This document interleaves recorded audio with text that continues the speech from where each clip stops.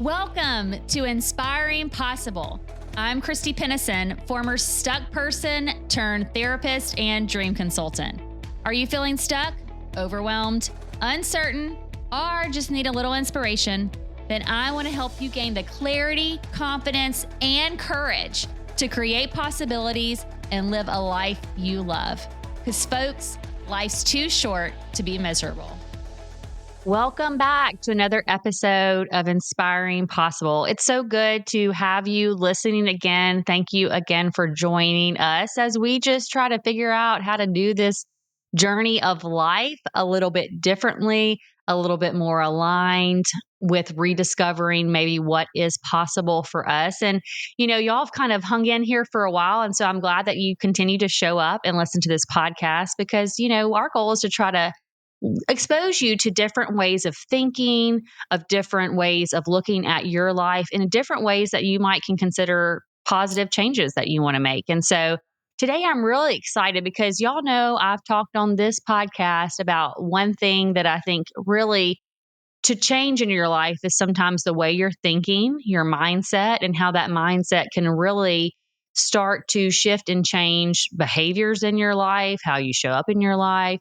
And so I found this transformational mindset coach and speaker who's worked with thousands of women and individuals to change those thoughts and beliefs so they can create a life that's not only aligned and congruent, but a life of possibilities. And so I'm super excited to welcome Susan Hart to Inspiring Possible Show today. Welcome, Susan. Thanks, Christy. I love what's possible. And, one of the questions I'll often ask my clients is, well, if it wasn't this way, I wonder what else could be possible. Oh, I like that. I wonder. Yeah, because possible, we were often told in a punitive way, well, that's not possible.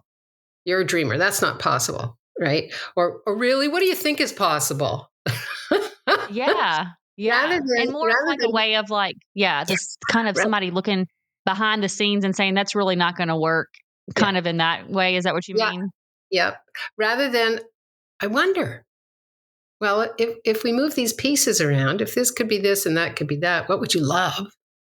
And I wonder what else could be possible. So all that to say is kudos to you for your title for your podcast. Yeah. Well, I love that. I've never thought about it like that. I wonder, but it is just exploring and saying, I wonder what if. So it sounds like you're a curious person who's learned to develop this. I wonder. Have you always been that way in your life as curious, or how did curiosity get you to maybe where you are now? I would say I came in being curious. I mean, from, sitting in front of my grandmother's house by the ocean in Connecticut, just playing with chalk on the sidewalk. They'd leave me there for hours, or hitchhiking around the world, milking cows, working in Norway, picking apples, being in Spain and hitchhiking up to the Pamplona to watch everybody run with the bulls, whatever that is. It's always like, I wonder it's like, I've been like this squirrel or dog or bird that just lifts its what else is possible here? So, curiosity, as somebody once said, no, Susan, you're more than curious. You like to live on the edge. Hey, that's my kind of people, Susan. I love that because, so often we, and maybe it is because, like you said, people, when we're asking, I wonder growing up, then it becomes a little bit more like, why are you asking that question? Right. But, living life on the edge is something that some people are not always comfortable with. So how has the edge become comfortable to you? Well, I don't know about you, but I can remember myself as this little child, riding my bike after dinner or after school, just wandering around like, this can't be all there is. Like, everybody was happy doing the status quo or acting like the status quo or whatever that was. I didn't get it. I didn't get what they got. I was supposed to be put in the mentally challenged class in high school because they couldn't get the way that I got it. And yet I was voted class valedictorian. It was like the students got me, the faculty didn't get me kind of thing. And so it's always, even when I was doing my master's, I thought I was fighting with the faculty. And one of my fellow students said, no, you were like this on the top of this mountain with your arms out going, here we go. I don't see myself as living on the edge. It's just how someone else perceived me. And I thought, oh, that's an interesting perception, right? For myself, I know we came here to create. I've always known we are this spark that chose this body for this human experience in Earth School. And so, whether you call that living on the edge, whether you call that, for a long time I thought, yeah, I'm a rebel, right? Whatever that is, those are just personifications of our innate curiosity of coming here on this planet in this Earth School and wondering what else is possible here. Number one, I just love how you called it Earth School. So now I'm going to think about this in this way. It's interesting now you just hear a word and you're like, man, I never thought about that. I'm in Earth School right now. Okay. And I don't know what the next school is going to be, but I know this is Earth School right now. So, Yeah. I'm curious because I lived in I don't know how small or big your town was, but I really resonated with what you said. There's got to be more because I don't know when I started thinking about that. Okay, I do know. I was exposed probably in middle school to a different culture. I had the opportunity to travel and do, I guess, a mission trip is what they would call it then in Brazil. And so I got exposed to a different way of living. But I come from small town Louisiana, Susan. And maybe that was my first exposure to like, maybe there's got to be more to this. But was that something that you always felt, or do you think there was a time that you leaned into it more in your life than at another point in life? Well, I came from a big city, Montreal, in Canada. But when I was growing up, it still had a very provincial feel. And my mother was American, my dad was Canadian. And so my mother insisted that we travel. And so I went to some schools in the United States. I went to some cool schools in Montreal. Whatever it was, I leaned into, oh, this is fun. I just leaned into it. And sometimes it got me in trouble, and sometimes it didn't. And sometimes it was really awesome, and sometimes it was not so awesome. Whatever that is, this is our, I always say, whatever you choose, you're choosing the foundation that you are going to build from. And so each choice creates that foundation. And I go back to Mary Oliver's quote, what are you going to do with this one true precious life? Now, we don't realize that when we're very young. We're just in it, right? We're just in it. Everything is like body. It's taste, it's touch, it's sense, it's feeling. And it's only, unfortunately, as we grow through this reality that we're told, that we're taught, that we're entrained to living the way other people do. It doesn't actually create anything greater if you're not joy-filled, happy, feeling like you're making a difference. We talked about this before. Some people say in service to is a bad rap. For myself, it's like I'm in service to creating greater. I'm in service to joy. I'm in service to awareness. I'm in service to reaching out, playing it forward, and being aware. It's who we came here to be. We are really so gifted with this gift of being here right now in this time on this planet. I know it's kind of wild when you really stop and think about it. Yeah. and we often need reminders, and we often need focus, and whatever that is. And it is a gift. Yeah. Okay. Well, there's something you said I want to ask you just kind of because I think this is, I know it's been a continual journey and process for me, and I'm Yeah. sure it has been for all of us and a lot of other people to break through what was trained. Okay. What we were trained to believe that we should do, what we were trained to believe how, and I know people didn't do it intentionally, but we just, we model sometimes what we see. We're told different messages as we're growing up. And that's sometimes really hard to break through that, I guess, perceived version of what we should live, be, do. And how would you suggest breaking through some of that to be able to have this, service to a congruent life that, we feel good about waking up in. And we are like, yes, this is a gift. I'm so glad I'm here. I'm glad they dropped me down right here on this place, to do what I feel that I'm doing. First of all, I have to say, I just wrote a book and it came out in December, called Breaking Free. So it's exactly what we're talking about. It's exactly what we're talking about. And any of your listeners, you can find it on Amazon. I didn't prep Christy for this promo. No, but I saw it, Breaking Free, and it's your Yeah. unique path to fearless living. Yes. And so, and let's not confuse our listeners. It's not all, it's, as I, it's all, not all shits and giggles, right? Yeah, I that's mean, right. it's uncomfortable, and it's the willingness to negotiate with yourself. What's the trade-off here? What's the trade-off? Most of my clients wake up in the middle of their life and say, is this it? Is this all there is? What This happened? is what I signed up for or got I dropped thought I out to was going to be a do. contender, right? And yeah, what a great awareness to have. And so it's really about chunking it down into those questions. What would you love? So it's not about breaking through as much as breaking free, because Ooh. we've been so entrained from 0 to 7. Jesuits used to say, give me your child for the first 7 years and I have that child for the rest of their life. Now, we're not talking about what we've discovered with sexual exploitation. That's not what this discussion is about. Yeah. It's about the entrainment that we all had from 0 to 7 by those that said they loved us, that cared for us, that groomed us, that educated us.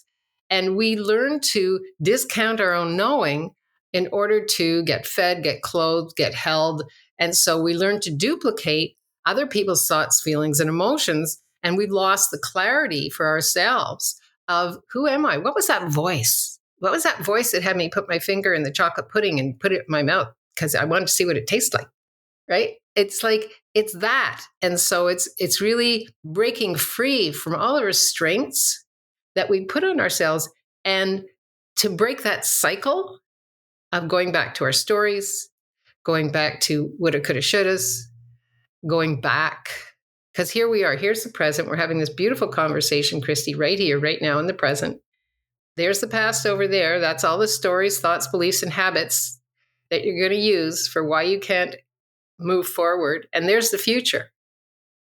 So if you could break free from all of those stories, the blame, the shame, the regret, who would you be? What could that look like? What would that feel like? I wonder is what I'm I thinking about. wonder what else is possible. Yeah. Now you get, I yeah. wonder what could I be? And when it comes to discounting our own knowing, I was actually so I have a guilty pleasure, Susan, of binge watching shows sometimes. Okay. I just love, maybe it's because I love stories. You too? Okay. Yeah, totally. And I happened to be watching a documentary that was about a kind of well-known murder that had happened, or it was a disappearance and it became a murder. But, you know, again, I don't typically watch those, but I was fascinated and I'm like, let me see what the story was. But one of the things that the mother of the victim said is she said, I've learned to listen to myself more, because she was highlighting her story of her going through the process of having this terrible thing happen to her daughter and all the feelings she felt. But she said there was parts in that process where I discounted my own knowing. What I felt was probably the truth, but I was influenced by whether it was what other people were saying or what other people were telling me or what I wanted to believe about people around me and the circumstance that was going on. But I think that just resonated with me because I remember her telling me, or her not telling me, but telling me on the TV, okay, that she wishes that, and she's learned to listen to herself and trust herself more. And I think, as you're going through life, we are sometimes taken away from that knowing. And it's how do we, like you said, break free to reconnect? What are some things that you've kind of helped people do to reconnect to that knowing? Yeah, that's a great question. I'm a big believer in writing things down. We learn in different ways. We learn auditory, we learn through seeing, and we learn through writing. In writing, it takes our whole self into the question. And so, what I do is I ask my clients, no matter how silly it is, write down, what would you love? Like it's 6 months now, it's a year from now, what would you love? And write it down, all of it, write it down. And now be with that and ask yourself, on the next column, what are the excuses you've used not to create whatever that is? Could be more finances. It could be a relationship. It could be moving. It could be moving countries, moving homes. It could be whatever that is for you. It could be a shape shift, right? It could be getting more exercise, whatever it is. Then write down all the excuses. And then the third column, which one of these is really true? And then relook at what you're left with, and then ask, okay, which one of these is my first priority? Because one of the things in this reality, and I say reality, talking about the media, the socials, the constant, the flip through the Google, the this, the that, the other thing, is we're taught it's okay to distract yourself. But the thing is, how many of us have woken up with an idea, and then we go to the bathroom and we go through Google for like, all of a sudden it's 25 more minutes have passed, and we're like, oh shoot, I have to make coffee, or I have to get to work, or I have to pick up little Billy, or I have to. And that genius, that creativity that you had is gone. It's in the ether because we're taught not to focus, right? Yeah, but then in school, when the kids aren't focusing, we're sitting there. It's crazy, isn't it? Like the whole continuum of like just sometimes where we're taught that it's okay to distract yourself, but then in some settings when you're being distractible, you're very distractible. Then they're like, "No, we want you to focus on this." But I guess what I'm hearing you say is it's more of the focus, the being able to hone in on yourself, like we said, that knowing, but then also to be able to follow through on that thread of Yeah. creativity without being distracted. And I love that you said it's okay to distract, or, that sometimes we're taught it's not okay to, let me get this right. It's not okay to be, it is okay to be distracted. That's what it was. It's okay to be distracted. I'm going to get it, Susan. I'm going to get it. But, because I think so many times we're so distracted that we run through life distracted half the time. Well, the thing, when I say acknowledge you're being distracted, Mm-hmm. just acknowledge it. It's like, oh, wow, that's interesting. Huh. So I say, I don't have enough time to meditate for 10 minutes in the morning, yet I just sat on the John for 25 minutes reading garbage on socials. Yeah. Like, so the second thing, you've made your list. Now, which one of these are you committing to for the next 6 months, the next week, whatever that is for you? And are you willing to honor your word by focusing on that one thing? Just one thing. And that could be the hardest thing you've ever done in your life. Because we're raised to be multitaskers. But it's no. No. The biggest gift you can give yourself is to just and focus. What's one thing I want to create today that I know when I go to sleep, I'll be grateful for? And that's that whole gratitude.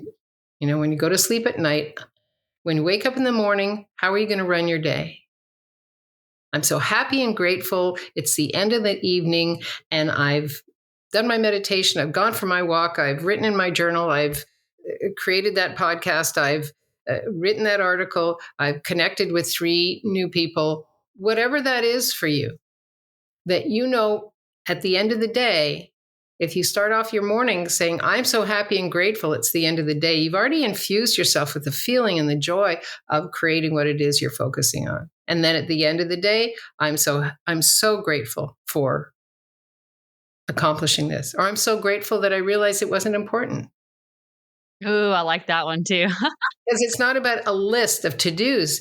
It's like, oh, I'm so grateful I gifted myself that walk today.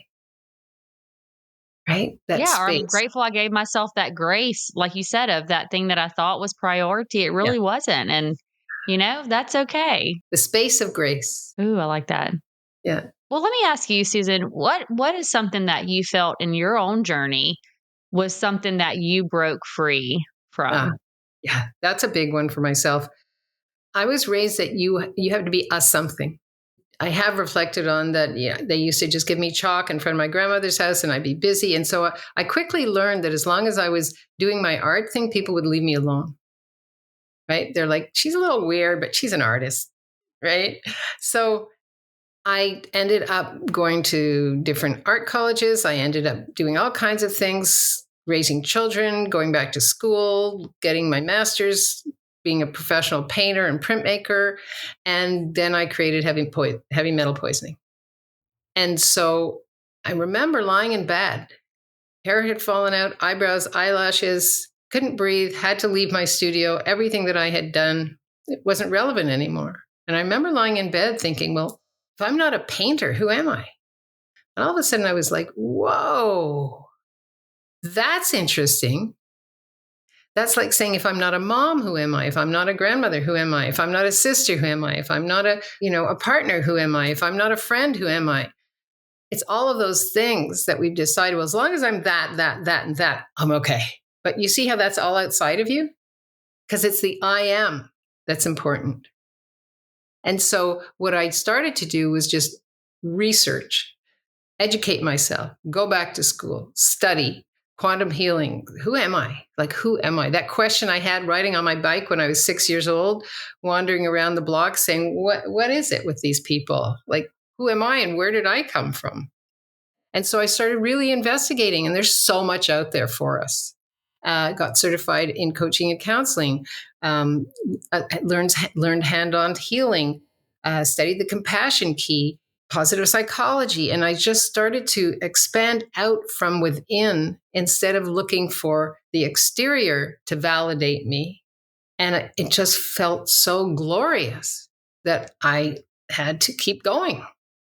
And then at some point, I thought, wow, how can I share this with everyone? And so I would go to different modalities and I would be with them for a little bit. And I'm like, no, not so much. You're a little bit too guru for me, or you're a little bit too much this for me. And I just started playing and speaking and writing. And before I knew it, I was like, oh, I actually encourage people to live congruently, which means in harmony with everything you be, do, and say, or walk your talk, or talk your walk, or however that is. The more I was with that, and the more in those days before COVID, I would go to women's speaking events, and people would come up to me and they're like, I'll have that. And I was like, oh, thank you, universe. This is much closer to where I'm asking to go. And I'm so grateful for I once received, I received beautiful letters of thank yous from people who bought my work in galleries. And so grateful that work opened up space for people. We came here to be that. And the journey doesn't end. I mean, I often talk about midlife. You come to the middle of your life, but that could be at 20, at 30, at 40, at 50, at 60, at 70, 80, 90. There is no end to being in the middle of what you're creating and living, and then taking an aerial view and saying, so what about this works for me and what about this doesn't work for me? And so I would say, if you ask me which, it was many times, but the one that people can most relate to was that, because we've all been told you're going to be this. What are you going to do? What college? What's your major? What are you being? Right? But nobody ever asks you, who are you being? Yeah. Right? Well, and I think there's so much that we carry around in our identity from that I am a blank. Yeah. And I've seen through my experience and, helping others throughout, the time that I've been a helper, I call it professional helper, whatever you want to call it, is that, it is hard when people lose that identity that they attach to, whether it be a role, a job, a relationship. And when that is transitioned, there is often that loss of, well, then does that mean that I'm not, or I'm not this? And there's that internal, I don't know, I guess it's like loss, because there's so much of who I am that's based off the role I have or how where I show up in life. And so what was for you? It sounds like you went on your own journey of rediscovering, who am I, really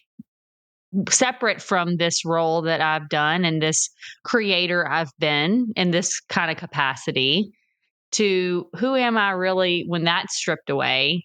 What helped you kind of rediscover you? Was it just kind of your own self exploration of doing the different modalities and helping? And Yeah, it was, again, that innate curiosity that we all came here with.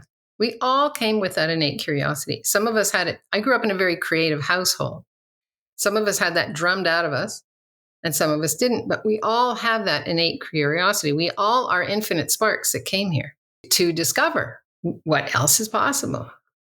And so, yeah, I would say it's just, I'm so grateful for all the different modalities that I tapped into, because it was like, oh, that, I'll have that.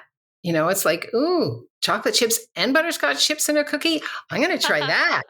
Yes, please. Yeah, I'll have that. And then just, taking what I need and moving on. And again, I play with, as I'm sure you do as well, with my clients, from a big buffet of tools. I was talking with a client, a young girl from Mexico, and in her 20s. And all of a sudden I was looking at her. I said, were you very close with your grandmother? Did you have a grandmother? She goes, oh yeah, I slept in the same bed for 14 years. And I said, oh, well, she'd like to talk. So up until then, I didn't know I had that capacity, but it's the willingness to say, yeah, I'll taste that. Either it tastes good or it doesn't. I think it also has to do with, we get to a point in our life where we realize with gratitude, everything that was such a big deal, it's not. Right? And then we when we get to that point in our lives, it's like there's so many times, even now, where I'll say, oh, am I done? And it's like, no. Like my guides are like, no. I said, well, give me a sign, okay? And then all of a sudden, I was in Newfoundland, beautiful province. I highly suggest it. And I was watching the sun come up and over somebody's sitting garden, and then a butterfly just came and landed here. I'm like, okay, thanks. Okay, thank you. Right. And so we've been taught FOMO, right? Fear of missing out. What if that was one of the biggest crocks of baloney that you were ever taught? Right? What if it's just easing in, leaning in, relaxing in to who you are being right now in this moment? Indulge it, and then ask some questions while you're indulging. I love that because, I'm just as guilty as probably anybody else, but I think sometimes we can get so wrapped up in the next thing or Yeah. what is to come or, this role that I've assigned myself to in life, right? That we forget to just be, and you're actually reminded me at the beginning of this year, I got 2 books on just more about being and, how to be more just present because we can get so wrapped up in everything else. And like you said, once we get through it and we look back, we're like, did I really stress out that much or lose sleep or run around? Everything just figures itself out Yeah. and it'll at least show you that's not going that way or you need to go this way. And then you make a choice. But I think that being part in an age where there's so much distractions, it is something that you have to be intentional about. Well, it's a great way to control a group of people. Think about it. If Yeah. they don't know how to focus, if they don't know how to think and focus and just be present, just sit with an idea and watch it bloom. If you entrain people to the idea of, yeah, but you could do this or you could do that, or you could keep going, rather than what is it my life is asking of me today? I love that question. What is it my Oh, I life do is asking too. of me today? And just be that. And it's just, I mean, just even this conversation is just like, oh, Yeah. Well, and like you said, just that conversation with your client, it's not thinking or overthinking of how should I help this person in this moment, right?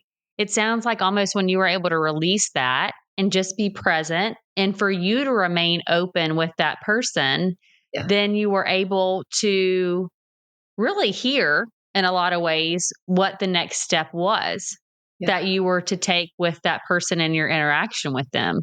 yeah, But I think so often there is that clutteredness. Maybe that's not the right word, but there's all these things that are cluttering are keeping you from really being able to hear that. And sometimes it's stuff we pick along the way is what I'm thinking as we're talking about this is we pick stuff up and we hold on to it and we don't always let it go. And sometimes that's keeping us from really being able to say, yeah, what is life asking of me today? And when we think about the gift, I think about this sometimes, Susan. I get really down, the bunny trail and trains of thought sometimes. I don't know if you do this. But when we think about it is a gift today, then we may miss opportunities to really be able to fully appreciate that gift if we're so busy, Yeah. maybe is the word, or we're not in tune with what life is asking of us. And yeah, I love that you said that. And really, it's also, if I might add, it's the willingness to be that. I Mm. often think of that when I rush through cutting a cantaloupe or a watermelon. I just like, slow down. What are you doing right now? You're cutting this cantaloupe. You're cutting this. Smell it. What does it taste like? Smell it. Who is it for? Is it for you? Are you creating it for somebody else? I just had all my little youngins in, grand beings and children for 2 weeks here in our home in Vermont, and I love getting up early and putting out fresh fruit and putting that all out, and then so they can come and choose in a way that has grace, and we can chat and talk and just be together, and it's bountifulness in its best in terms of taste, touch, sense, conversation. And it might only last 10 minutes. It might, but for myself, I'm gifting myself because this is a gift that I love giving. And it's something for them to remember that, whether you're 7 or 71, we're all around the table enjoying what nature has provided us with and appreciating that as well. No Yeah. tablets at the table. No tablets. Well, look, and I'm just imagining being a grandchild of yours and waking up and having all this fruit to choose from and being at this. Cause I think you said you're in Vermont, it's a farmhouse. Is Yeah. that where it's at? Yeah. So I Yeah. can imagine then also having this probably, I'm assuming you have some land outside where they can Yeah. kind of run around and, and I don't know what the ages they are, but, just that gift of presence that, you're not only giving for yourself, but it's also giving to those that you love and care about. And, without and making that intentional moment of Yes. sometimes putting those guideposts and boundaries to say, how can we enjoy this time together to the fullest? Leave your tablet and phone in the room. Well, Please. yeah, and well, I don't know about you, but we have a rule: no phones at the table, no tablets, nothing. Like, we are here by choice to be together, to learn from each other, to be curious together, to have conversation. That's something that's not around a lot anymore. And again, that's a legacy for me. And one of the things I know for sure is it's those memories that create the foundation where you say, oh, does this align with my values? I remember that. Being outdoors. Ah, yeah, this is something I grew up with. It's a gift. And so why not be in the gift of that? So it's like a gifting and receiving. And just one more thing, we were not created to live alone. We're the only species on the planet that believes we can figure it all out by ourselves. We can exist by ourselves. I mean, you don't have a bird that comes out in the morning and it says to its, I'm not singing my feathers make me look fat. That's right. I mean, it just doesn't, it doesn't happen. And so the more people will realize that, we know that loneliness is a huge epidemic right now on the planet. And a lot of it has to do with these tablets and phones, and grateful for all that, because we wouldn't be having this podcast. That's right. We would have never connected. That is true. There Correct. is a gift So in it. there's a gift in it. And it's using it as a gift and not as a crutch, as company, as reference for what's true and real. Go out, taste, touch, go to the libraries, find out what groups are there. There's so much here available for you to be part of and contribute to in your own way, whatever that is. I don't know how we got on this No, but thing. look, you're speaking my language right now, Susan, because I have often said if we were supposed to be on an island by ourselves with a soccer ball named Wilson, we would have got dropped off on an island by ourselves with a soccer ball named Wilson. I just can't think about Tom Hanks and Castaway. Yeah, But, yeah. we were not dropped off No. by ourselves, right? And I'm not saying that some people didn't have some really rough starts to life and how they were arrived on what it's called, Earth School. Yes. Yeah, the Earth School. So some of us didn't have the best, I guess, entrance into Earth School, but we were dropped off in Earth School in community. And I couldn't agree more. I see a lot of this loneliness, even with people that are sometimes in communities, not actually always feeling like they're in community. And I think that's where the gift of life really is that experience, not going through life alone. And Yeah. I'll be honest with you, I always think of that quote that, if you want to go fast, go alone, but if you want to go far, go together. And I really think that learning to find ways to put Yeah. yourself in spaces, because building community can take time if you don't have an Insta community, but how can you share this gift of life with other people? And another thing I was thinking about when you were talking is whenever you talk about the gifts, I once had somebody ask me, do you remember what you got for Christmas, if you celebrate Christmas, on your fifth, when you were 5 years old, your Christmas? Do you remember what you got? And nobody typically, unless you just were wanting something real bad, can remember that. But if you ask somebody, do you remember maybe a significant memory around that time of year? Then people will reference, like, I can remember my grandmother playing the accordion, right? And that's my memory of my grandmother. I remember my grandmother playing the accordion because we were from South Louisiana, and all the cousins sitting around, and that's what I remember. And so I just love the fact that you said that gift of just being able to have those memories that are created that far, in my mind, outlast what you got or how much it was or that newest thing or. When you say in community, we forget it means in communion with yourself. So I would say start working on what you're looking for and ask yourself, am I willing to be that for myself? Ooh, I love this. Susan, I'm writing, you said write down, but I'm writing all kind of nuggets over here down, because that is Yeah. sometimes we have to start with ourselves Yeah. and find what we're looking for inward. And I do think what happens, you tell me what you think about this, is that when you are focused inward on becoming that thing that you would like to have in someone else, you actually then attract. I don't know if Yes. you've had this experience, Yeah. but then there's people that are then like, oh, there goes my people. you know? Exactly. Exactly. So yeah, absolutely. So if I look at everything that I've been creating over these years, um, all of it was based on curiosity, humor, adventure. So that's in communion with me. So whether it was a painter, an artist, a hitchhiker, a teacher, a motivational speaker, whatever that is, a coach, a grandmother, friend, it all of those values are there. One of the questions I'll ask somebody when they're not sure what to choose, I'll say, well, is it aligned with what brings you joy? And that's being in communion with you.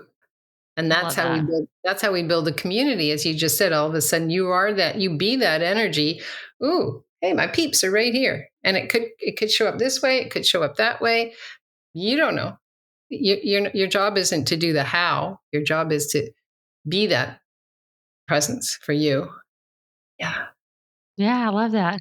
Well, Susan, as we're wrapping up our conversation today, which I've thoroughly enjoyed, I'm Me just too. taking Me so many too. takeaways, things that I'm going to take even into my day as I, continue to go along the journey. But is there one thing, and this may be hard to nail it down to one, but if you were to go back to a younger version of you and you'd give them an encouragement, a word, a piece of advice, what is the one, or gift? What is the one thing that you would want to give your younger version of yourself? I love you. Just as you are. That's beautiful. I think we all could feel like hearing that and giving it, even nowadays, giving ourselves those words, right? I Yeah. love you just as you are. Yeah. And it's an internal with that Yeah. communion you're talking about, and it doesn't need an external validation. No. No, because we tend to, when you're talking about you don't remember the gift, we also tend to remember all the wrong things we ever decided we were wrong about. And what if none of that was true? Yeah. It's like, oh, interesting choice. Like, I love that you make those interesting choices.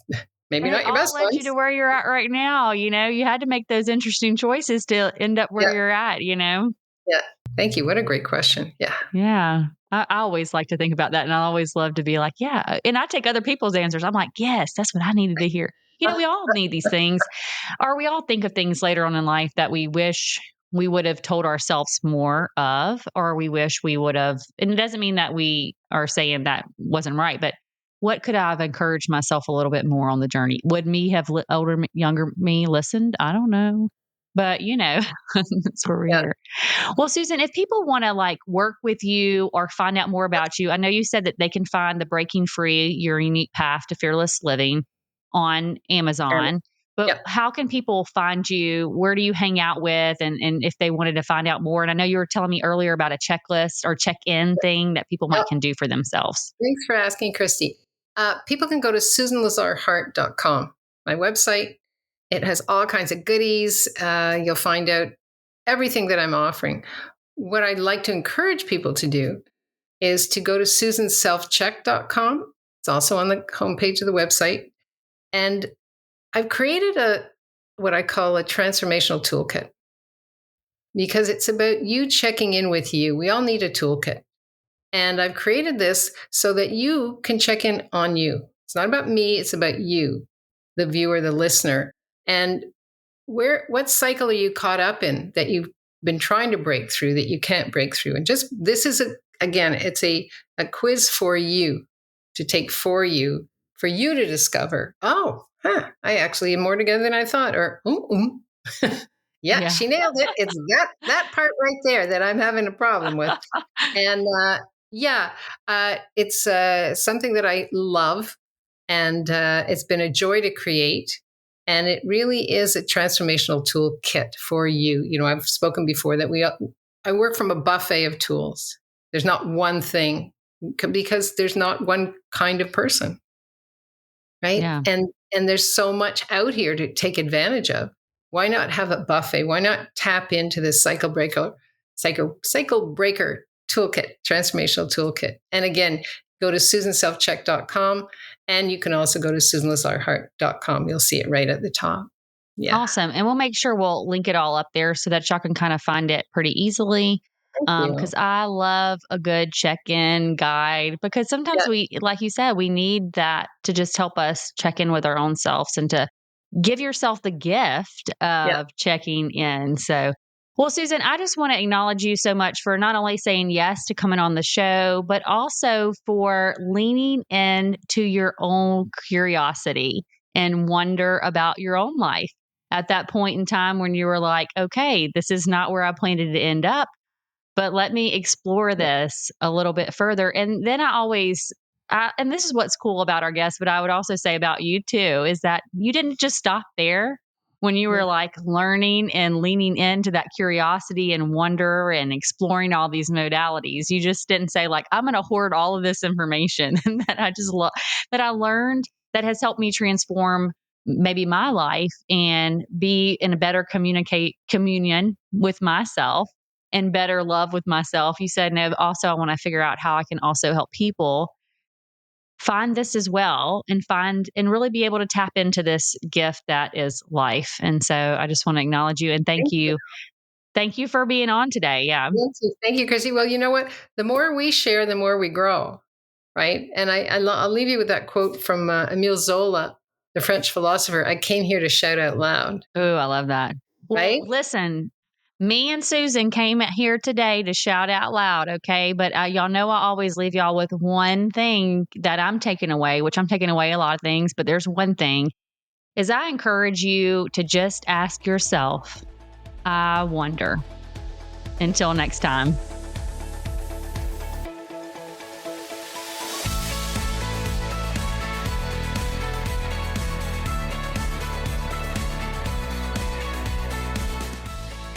That's all for today on Inspiring Possible. If you found a little inspiration today, please go on over to iTunes, Spotify, or wherever you tune in to listen to leave us a comment and rate us. Also, make sure and link up with me at inspiringpossible.com to get the free Dream It, Write It, Do It workbook. And don't forget to follow us on social media and share this with anyone who needs to be inspired. Remember, if you can believe it, it's possible.